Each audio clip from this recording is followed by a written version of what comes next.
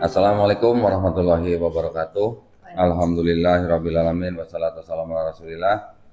Senang sekali sekarang saya masih berada di sebuah event yang keren, yaitu Fitrah Fest 2024 yang diadakan di Piset Square Bandung ya, dari tanggal hari ini 13 sampai besok 14 September 2024. Alhamdulillah hari ini sudah sebentar lagi penutupan dan kami bersyukur tidak ada halangan yang berarti ya.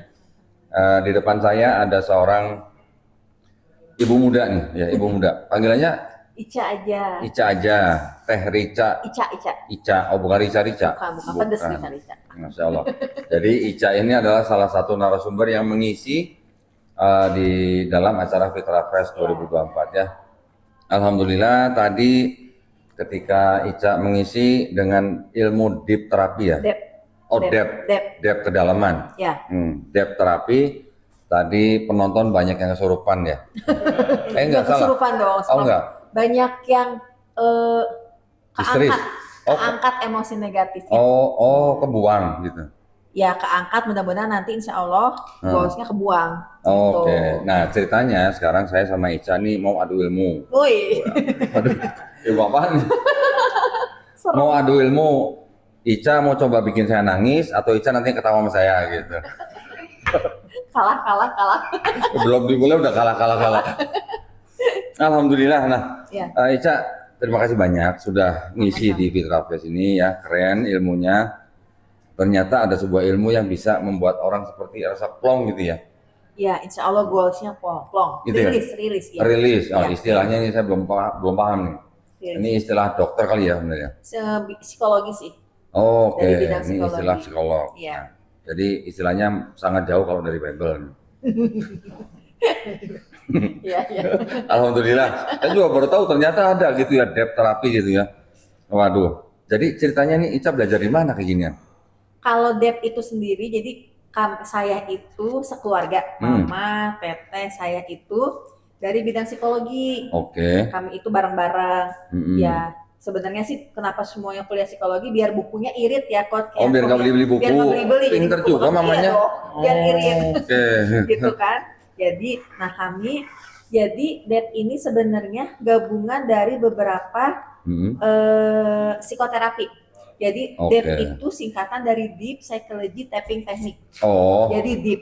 Jadi di bawah sadar gitu kan. Karena kan manusia itu kan hidup ada di 3 lapis ya, kesadaran, prasadar, bawah sadar. Ya kan, bawah sadar kan.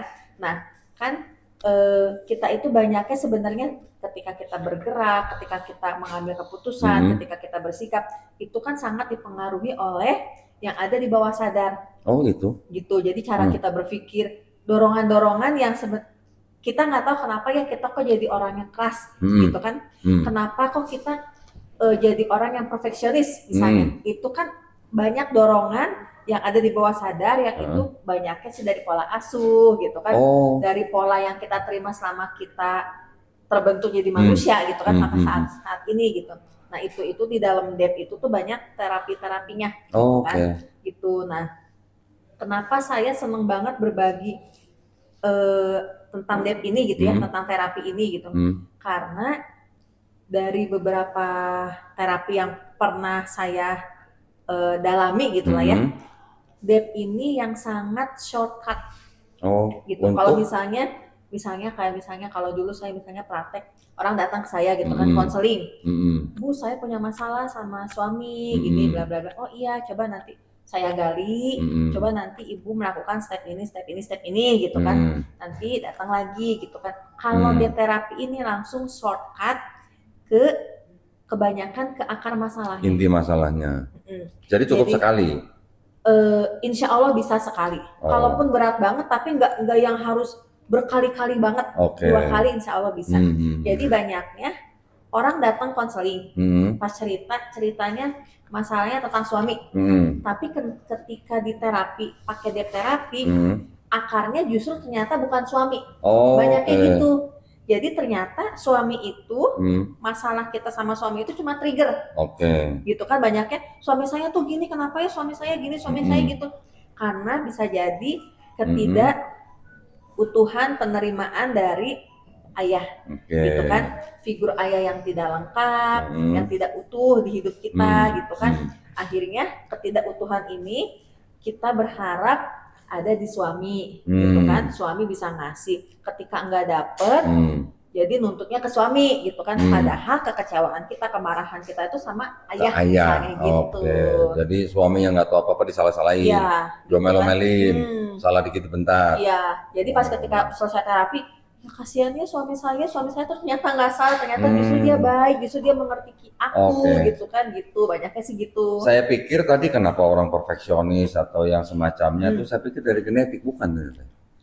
Genetik itu kan pola ya, kan terlihat gitu kan, kayak saya kalau saya anak-anak saya bilang ibu itu riuh, saya itu well prepare, gitu kan. Kalau pergi itu dari malam tuh harus disiapin, bajunya apa, ininya apa, segala macam. Semua disiapin sampai nggak tidur gitu. Sampai nggak tidur. Nah, emang iya ya, ternyata setelah saya pikir-pikir, itu saya contoh dari mama. Dan itu kan terlihat ya, bahwa yang mama lakukan gitu kan, oh mama tuh polanya gini, kalau hidup tuh iya teratur. Saya mungkin pernah komplain kayak anak-anak saya ke saya, mah apa sih mah ribet amat gitu kan. Tapi ternyata secara nggak langsung itu saya tiru, iya kan.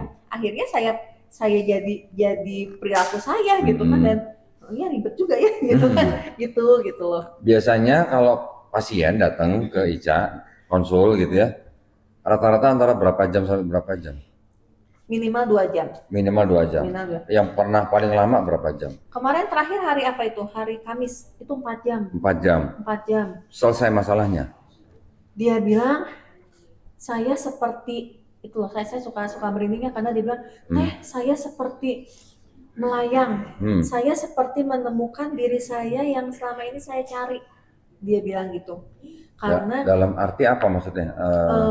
Jadi selama ini kalau dari ceritanya ya, dia itu anak pertama gitu kan, dengan tuntutannya segala macem gitu kan, keluarga yang punya adiknya 3 tapi grup WA aja nggak punya, gitu kan, yang nggak pernah saling nanya kabar, ibunya juga nggak pernah nanya, cuma nanya kamu udah keterima kerja di mana, kayak gitu. Kalau ngumpul juga nggak pernah ada apa-apa, cuma diem aja gitu kan.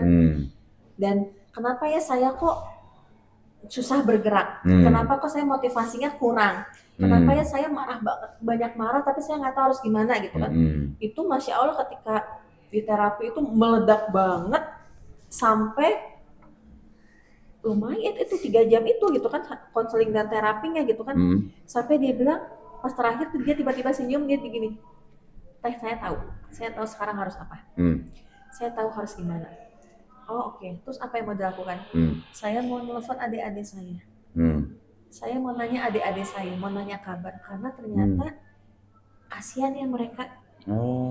Saya aja jadi saya gitu kan ya. Saya seberat ini gitu kan. Mereka sendiri.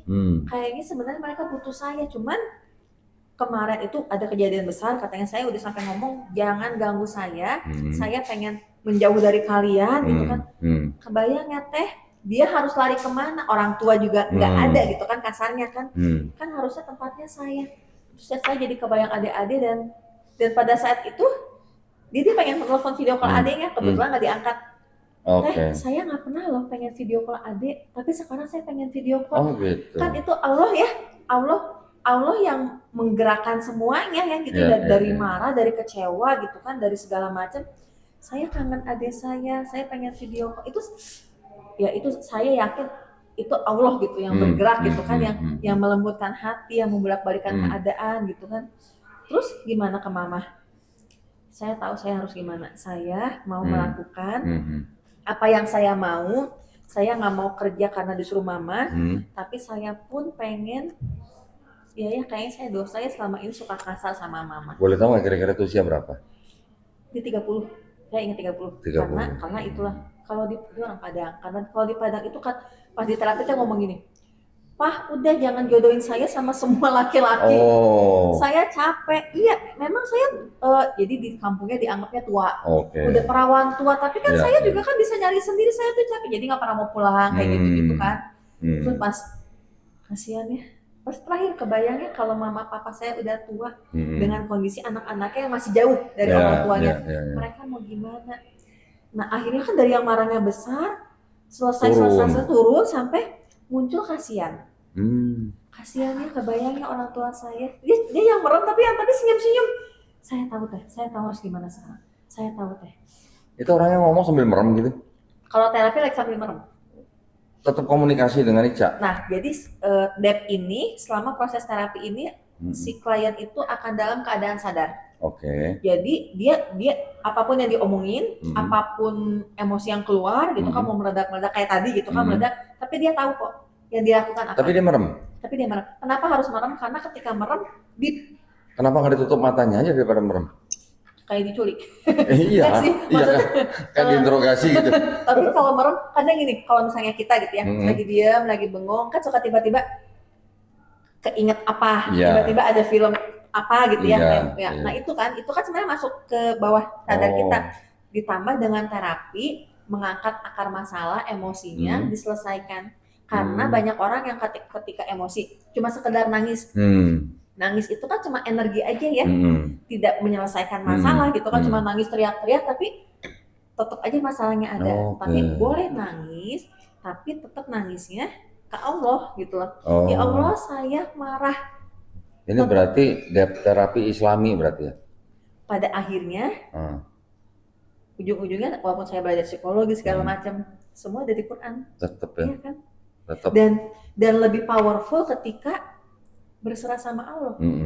Enggak yang aku marah, aku benci. Itu kan akhirnya kan dorongan energi marah ya. Tapi ketika kayak tadi kan meledak banget, tapi saya guide bilang, ya Allah saya marah. Ya Allah saya kalau kebayang orang tua, lihat mau bilang apa sama orang tua. Karena saya suka bilangnya kalau di dunia nyata nggak semua hal yang bisa kita omongin kan. Sin takut salah, takut dosa, takut jadi anak durhaka. Jadi ketika proses terapi merem, muncul bayangan orang tua, mumpung cuma di bayangan aja, ngomong aja semuanya. Gitu. Jadi seolah-olah mereka tuh berhadapan atau melihat di depan orang tuanya sendiri gitu, sambil ngomong. Iya, dan itu tuh nggak bisa diprediksi siapa yang keluar gitu loh. Jadi nggak bisa di-set. Saya pengen marah, saya pengen ngelesain marah, saya pengen ngebayanginnya mama. Jangan gitu, karena kalau kayak gitu kan jadi logika ya. Logikanya berjalan kan. Akhirnya jadi capek. Pokoknya ikutin aja filmnya. Tiba-tiba kebayang mama, nanti ganti lagi papa, ganti lagi siapa, nanti ikutin aja. Gitu. Jadi seolah-olah orang ini ketika dia punya perasaan sesuatu terhadap salah satu orang yang di dalam rumah misalnya, ibunya atau ayahnya, seolah-olah ini orang lagi berhadapan dengan ayah atau ibunya, tetapi ada Mbak Ica di belakang sampingnya gitu ya. Saya cuma nge-guide aja, ketuk titik mana misalnya. Jadi ada titik-titik emosi. Kalau titiknya mah hampir sama kayak aku puntur ya. Oh gitu. Tapi nggak sebanyak itu. Jadi setiap titik itu sebenarnya ada titik misalnya gini, titik marah di sebelah mana misalnya gitu kan, titik kecewa di sebelah mana. Tapi kalau kita mengingat itu kan jadinya pusing kan, saya marah titik mana ya, aduh lupa kan jadinya gitu kan. Jadi sebenarnya titik manapun pakai aja. Oke. Karena semua orang itu titiknya beda-beda. Ada yang bisa meledak dan nyaman ketika di titik di dada. Itu tuh keluar banget. Ada dipencet orang gitu? Diketuk, tapping gitu. Ada yang di titik di sini biasa aja, tapi kalau misalnya titik di di kepala misalnya gitu kan, dia bisa meledak. Nah itu kan beda-beda. Gitu. Dan sejauh ini dari hasil penelitian Dep terapi ini itu bisa kan, kalau dari teorinya 80% keluhan fisik itu disebabkan oleh psikis, gitu kan, bahkan kanker 80%, hampir 80%. Karena kalau saya mau cerita gitu ya, saya pun bukti nyata bahwa bener sakit fisik itu, bahkan kanker sekalipun itu disebabkan oleh emosi. Karena saya pernah kanker 2017. Gitu kan, 2017, dan suami dan mama bilang, buat apa kamu punya marah dipendem, lihat sampai jadi kanker. Orang yang bikin kamu kanker mungkin udah lupa dengan apa yang dia lakukan. Itu titik balik saya terapi terus-terusan segala macem, sampai pas saya balik lagi ke dokter yang vonis, dia bilang saya CA gitu ya. Bu, ibu ini benar ya waktu itu saya bilang CA? Iya dong. Ini cuma tinggal serabut-serabutnya, kata dokter gitu kan. Jadi saya harus apa? Saya kasih obatnya seminggu. Oke. Saya dikasih obat. Seminggu lagi saya balik lagi. Bu, dok, ingat banget ekspresinya suami saya juga masih ingat. Bu, ibu ini benar dia gitu lagi dokternya. Ibu yang saya bilang iya, nggak ada sama sekali. Di bawah 4 berarti? Iya, kayaknya masih 4, tapi di sini nih diketek. Nggak, di bawah angka 4. Apanya sih? Kan biasanya kan kalau di hasil lab kan maksimal 4. Di atas jadi 4 udah indikasi jadi atau... Jadi si ini saya udah nggak bisa gini tangannya. Jadi ada benjolan gede sampai gini. Dan itu sakit kan ya, nyut gitu kan. Dan saya itu yang makanya saya senang berbagi gitu ya ke orang-orang bahwa saya bukti nyata loh. Sampai hilang, nggak dioperasi sama sekali. Hilang. Itu setelah Ica juga apa? Terapinya terapi sendiri? Saya terapi sendiri, saya kadang suka dibantu mama. Pokoknya saya benar-benar itu titik balik bahwa orang lain melakukan apapun ke kita, dia tidak bertanggung jawab ketika ada apa-apa gitu kan. Tapi yang rugi kan diri kita. Ketika misalnya kayak saya akhirnya kanker kan yang rugi saya. Misalnya kenapa-napa anak-anak saya gimana? Itu kan jadi benar-benar oh iya itu titik balik banget. Dan saya sadar bener 80 pusing misalnya gitu kan, sakit kepala. Bisa dari diri sendiri juga. Sakit kepala itu kan dari asma misalnya. Gitu kan. Kemarahan yang nggak keluar gitu kan. Tapi ditahan akhirnya asma. Gitu kan. Jadi banyak banget penyakit-penyakit fisik yang ketika kita gali. Cocok kayaknya nih. Saya mau nanya nih, Cak. Apa? Mau nanya atau mau diterapi? Enggak nih kok, saya jadi ingat gini. Ada seorang ibu-ibu, dia nonton video saya. Setelah dia nonton, beberapa lama kemudian dia stres. Setelah stres, karena dia nggak bisa ngomong sama siapa-siapa, ke suaminya juga dia takut, akhirnya dia sampai stroke mata. Ketika nonton, berarti kan trigger mungkin ya dari video itu kan? Iya. Ini ibu ini kita sebut aja dia seorang Kristen. Suaminya penatua gereja. Oke. Nonton video saya. Iya. Stres. Gitu. Gitu mungkin dia nggak bisa nerima apa yang saya katakan dalam video. Dia stres, akhirnya sampai dia stroke mata. Dia ngomong sendiri sama saya. Karena saya mau ngomong sama siapa nggak ada. Nah itu. Bisa begitu. Itu. Karena kan kita tuh sering gitu ya. Saya nggak ada orang yang bisa dengar saya, nggak bisa. Pada akhirnya kan ya ke Allah ya, ke Allah ya Allah ini apa gitu kan. Misalnya aku nggak tahu apa yang aku rasa, pokoknya bingung aja. Ya bilang aja ya Allah bingung. Apa pokoknya kita tuh kadang nggak bisa mendeskripsikan apa yang kita rasa, tapi kan Allah tahu. Iya kan jadi misalnya nggak tahu ya pokoknya nggak tepararuguh kalau bahasa Sunda kan tepararuguh. Apa tuh? Tepararuguh tuh gelisah misalnya. 3G. Nggak jelas apa yang aku rasa gitu. Itu nanti diganti, tolong peringatannya tolong diganti ya, tepararuguh gitu. Pakai subtitle ya. Misalnya sekedar apa ya kok ada rasa tapi nggak enak gitu kan. Iya. Kita kan kadang, nah itulah saking banyak yang dipendem dan kita memang kan banyak orang yang tidak dikembangkan tentang emosi ya, kecerdasan emosi. Jadi nggak tahu itu tuh rasa apa. Ya Allah nggak enak rasanya, bilang aja sama Allah ya Allah nggak enak. Nanti dari situ akan mengurai biasanya jadi yang keluar air mata, artinya nangis. Atau misalnya pas lagi di terapi, artinya kan marah gitu kan. Itu akan mengurai jadi oh marah, oh sedih, oh apa gitu. Karena memang kita banyak orang yang dari kecilnya memang nggak pernah dikenalkan tentang macam-macam emosi kan. Ini marah tuh kayak gini kan enggak gitu kan. Jadi nggak tahu, orang cuma taunya galau. Kamu kenapa galau? Udah aja gitu kan. Nah gitu. si ibu itu yang datang ke tempat saya bersama suaminya, karena dia nggak bisa ngomong ke siapa-siapa, dia stres, akhirnya dia stroke mata. Setelah suaminya tahu, diobatin, sembuh. Setelah itu baru istrinya berani merekomend atau minta suaminya untuk nonton video saya. Suaminya nggak mau, ngapain sih nyuruh-nyuruh, apaan sih kayak gitu kan. Apalagi kan Kristen suruh nonton saya, wah bisa tepararuguh. Takut login ya. Takut login. Ya udah berapa lama istrinya mencoba, tetap coba. Akhirnya karena suami tetap nggak mau nonton, apa sih jangan maksa-maksa gitu kan. Si istrinya kalau nyetel video saya di rumah, istrinya kalau nyetel video saya di rumah itu suaranya dikencengin. Suaminya jadi denger katanya. Lama-lama dia jadi mau nonton. Setelah nonton, beberapa lama kemudian suami ini ngajuin pengunduran diri ke gereja. Sebagai penatua gereja, dia akhirnya ngajuin pengunduran diri. Berapa hari sebelum dia disidang sama gereja, dia datang ke tempat saya berdua. Konsul dulu. Konsul. Ya waktu pertama datang konsul, mereka sudah menerima. Akhirnya mereka cuma bilang, oke, kami akan bersyahadat setelah saya disidang sama gereja. Ya, itu tanggal 25 Agustus ya, 25 Agustus ya. Agustus kan? Iya 25 Agustus. 29 Agustus hari pernikahan mereka, hari perkawinan mereka, ulang tahun perkawinan mereka. Datang lagi berdua syahadat. Sehari setelah disidang sama gereja. Disidang sama gereja juga pendetanya juga nggak bisa menjawab apa yang dia tanya. Direkomendasikan ke pendeta yang bisa bahasa Ibrani kan. Terus aja ya. Alhamdulillah. Berarti mirip dong ya Ica ya. Karena ketika stroke itu mungkin ada konflikan di dalamnya kan. Saya tahu ini benar tapi kan gitu kan. Saya harus gimana gitu kan. Akhirnya kan konflik nggak bisa teratasi. Lemahnya di mana gitu kan, itu biasanya gitu. Kalau yang kayak pusing gitu kan. Makanya orang memang tidak boleh memendam kemarahan ya. Itu harus diselesaikan. Makanya kayak tadi saya ke peserta gitu kan, saya bilang terapinya gampang, bisa.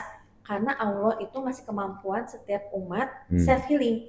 Self healing. Kan yang tahu hidup kita ya, yang tahu prosesnya kan kita gitu kan.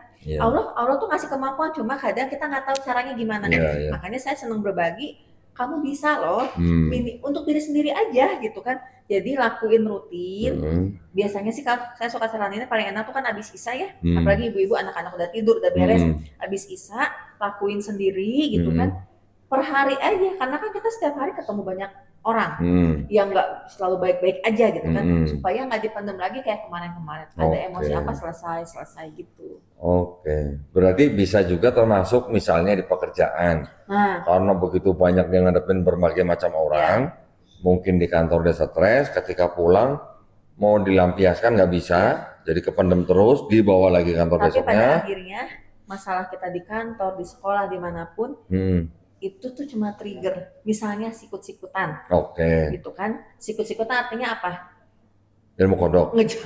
Ngejar prestasi, ngejar pengakuan, gitu kan? Kalau di rumahnya udah cukup validasinya, diakui, gitu kan? Didengar, tidak diabaikan, dia bekerjanya pun akan berusaha ngejar achieve, tapi dengan jalur yang benar. Tapi kalau ada orang yang sikut-sikutan, gitu kan? Sampai gimana? Ya coba cari tahu aja latar belakangnya. Ica nggak tahu ya ilmu kodok ya? Apa itu? Nggak tahu. Kalau di dalam ya kayak di kantor itu sikut-sikutan, coba aja taruh di baskom, kodok yang banyak, kan pada sikut-sikutan, sikut kanan, sikut kiri, injak bawah, jilat ke atas kan? Oh iya benar. Jadi keluar ya? Ya benar. Benar. Boleh dicontoh boleh. Itu sih. Lo bener kan? Iya benar. Coba kalau yang orang saingan di kantor kan begitu. Sikut kanan, sikut kiri, injak bawah, jilat ke atas gitu. Bener, naik. Ya mohon dimaklumi ya para penonton. Masih anak kecil. Ya, orang nggak sadar loh, kita mungkin pernah melakukan seperti itu. Nah itu, itu banyak kayak klien-klien saya yang dari kantor gitu kan. Saya nggak betah. Contoh aja misalnya suami saya gitu ya. Dia itu kalau kerja kantor, dulu awalnya sebelum usaha sendiri pindah-pindah. Tiap di satu kantor nggak betah, si ini mah gini, si ini mah gitu. Baper.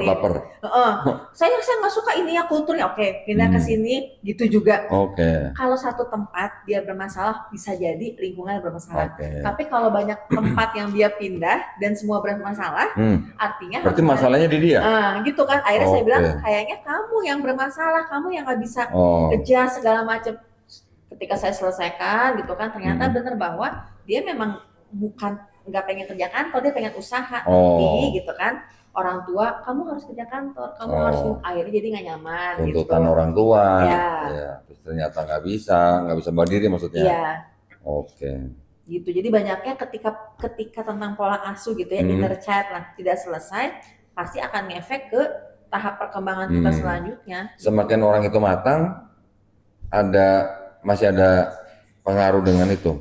Akan tetap ada aja. Nggak pengaruh. Banyak orang sukses kalau dorongannya kemarahan, gitu kan banyak yang dulunya dibandingkan, diabaikan misalnya sama kakaknya, sama adiknya, atau diabaikan, atau selalu diremehin.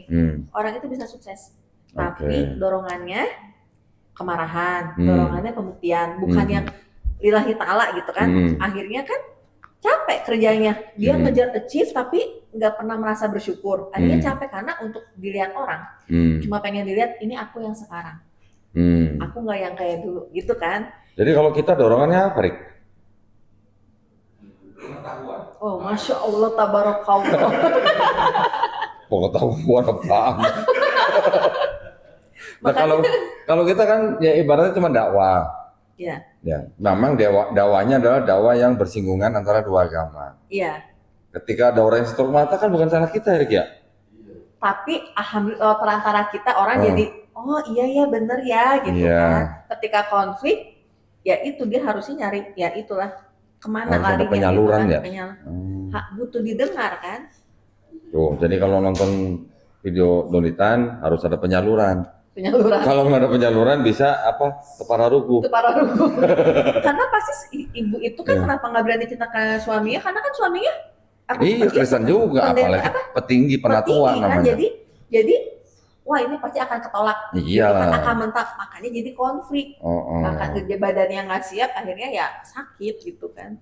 Jadi memang benar ya, pikiran bisa mempengaruhi kesehatan nih. Iya. Makanya banyak orang yang dia sukses, dia hebat, tapi bunuh diri. Iya.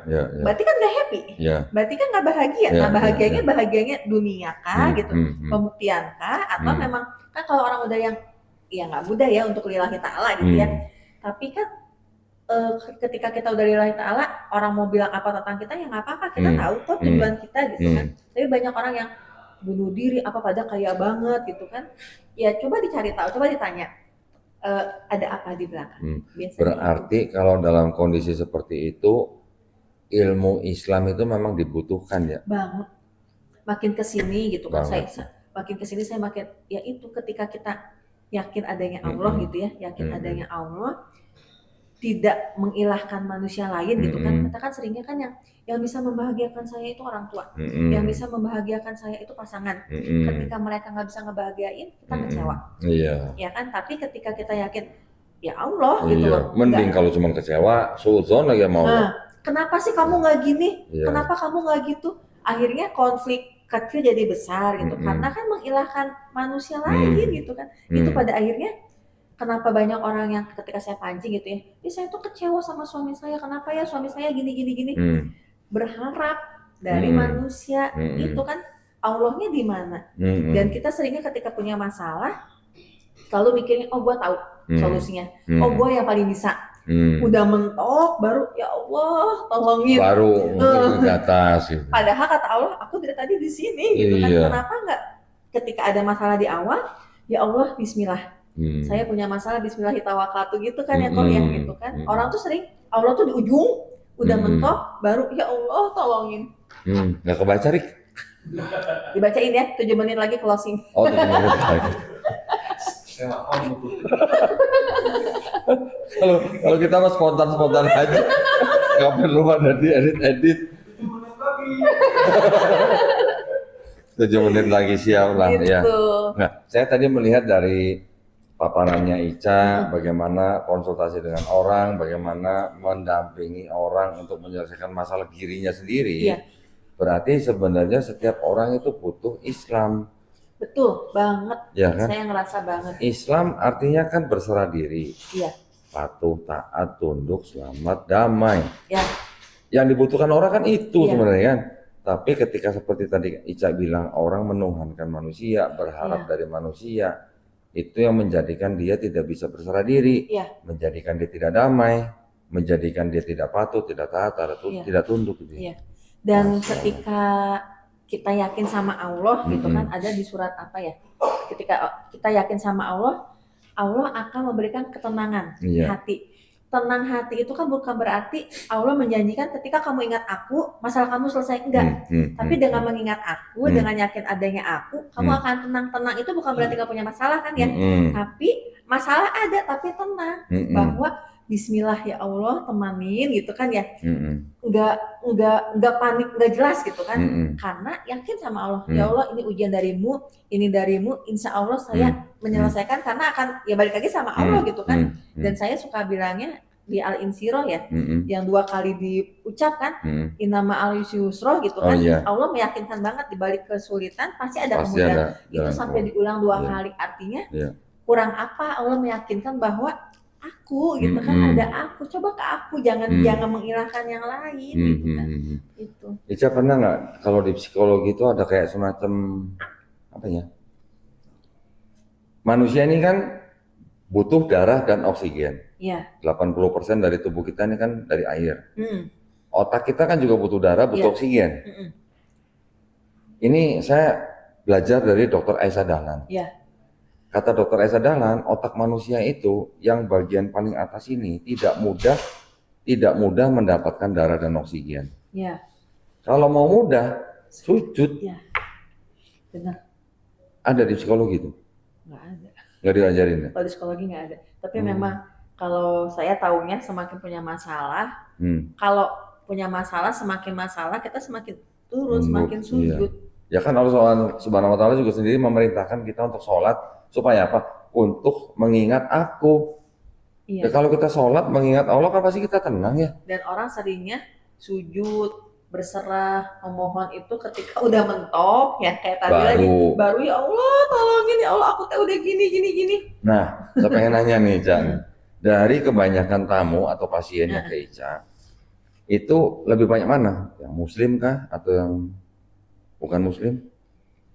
Banyaknya muslim. Banyaknya muslim. Kira-kira berapa persen? 80%? 80% lah, tapi ya muslim. Muslim ya, oke. Dari pasien yang muslim itu, kira-kira Ica pernah survei nggak? Gimana Bu, sholatnya lancar gitu? Itu. Pernah?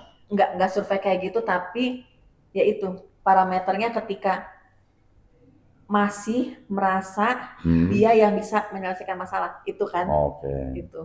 Kalau saya nanya sholatnya gimana, enggak sih? Kenapa belum. enggak? Harusnya nanya ya. Iya. Iya, nanya. Siapa tahu loh. Karena dari kan kuncinya dari sholat ya. Iya benar-benar. Kalau dia sholatnya bolong-bolong atau mungkin nggak pernah sholat, ya itu yang membuat dia jadi lebih gampang dapat masalah atau merasakan masalah itu. Iya, karena nggak dekat sama Allah. Betul. Ya. Karena kalau dia sholatnya rajin, nggak pernah bolong, ada sesuatu nih gitu. Iya. Apa jangan-jangan yang datang memang pada sholatnya bolong-bolong semua kali? Bisa jadi ya. Bisa jadi. Ya, yang sholat rajin-rajin mungkin nggak jadi ya kan nggak kena masalah gitu. Sholatnya kalau udah punya masalah ya kan banyaknya gitu ya, kalau udah punya masalah udah mentok rajin sholat, rajin puasa. Kalau udah happy nggak lagi ya. Benar. Tapi itu benar. Siapa tahu loh ya. Saya mau coba benar-benar. Tapi benar-benar. Jadi itu jadi lebih mempermudah pekerjaan saya ya. Iya. Dengan pertanyaan itu kan jadi saya tahu ya. Iya, benar. Siapa tahu kan? Nanti Ica, coba Bu sholatnya benerin. Iya, iya. Insya Allah saya yakin, karena apa? Karena Allah SWT memerintahkan manusia sholat, pasti kan ada tujuannya. Ya. Dan yang butuh sholat itu kan bukan Allah, tapi kan manusianya itu. Ya. Ketika dia sholat, pasti dia punya sesuatu yang lebih kuat untuk menghadapi masalah. Iya. Tapi benar ketika punya masalah pun, ketika diawali dengan zikir aja, jadi yang lega, tenang, dan tahu saya harus apa, gimana. Iya benar. Iya. Alhamdulillah. Akhirnya ada nyambung sama Ica. Iya. Dari tadi nggak nyambung. Iya benar-benar. Itu ya. Udah 7 menit belum ya? Sudah ya? Udah lebih. Udah. Udah kayaknya. 2 menit ya. Udah kita tutup ya. Kalau gitu terima kasih banyak nih Ica nih. Terima kasih juga. Saya dapat ilmu banyak nih dari Ica nih. Ya.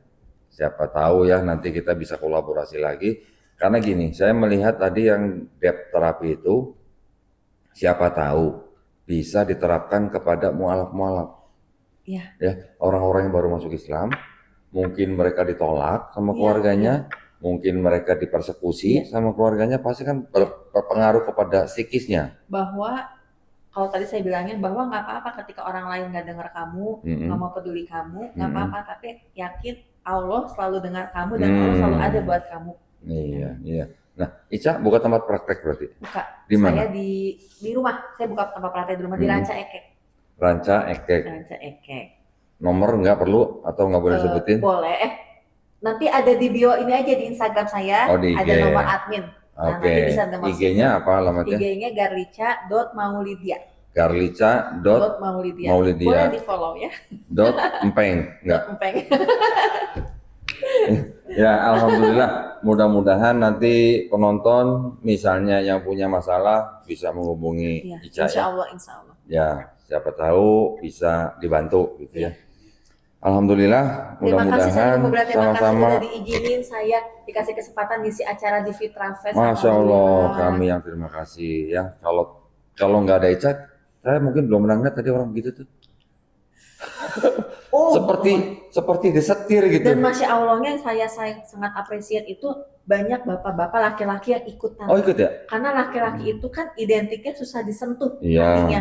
Dan Iya. ada bapak-bapak beberapa ya, Hmm. Masya Allah itu yang oh alhamdulillah ya Allah gitu. Coba ya nanti ya saya. Oh. Tapi jangan direkam. Enak aja. Langsung followersnya ya kan? Enak aja. Ntar kalau gua nangis-nangis gerung-gerung, waduh. Langsung viral Dari potong-potong videonya gitu di takutnya. TikTok. Baik, alhamdulillah sekali lagi terima kasih. Terima Barakallahu kasih. fikum, Ica ya. Mudah-mudahan ilmunya bermanfaat buat Amin, yang Allahumma menonton ya. Dan juga mudah-mudahan dilindungi dan dirahmati Allah Subhanahu wa taala, suami dan anak-anak Amin. tercinta. Terima kasih banyak sekali lagi buat para pemirsa. Terima kasih juga atas perhatiannya. Mudah-mudahan membawa inspirasi dan membawa manfaat. Barakallahu fikum. Akhir kata, wabillahi taufiq wal hidayah. Wassalamualaikum warahmatullahi wabarakatuh. Terima kasih banyak Ica ya.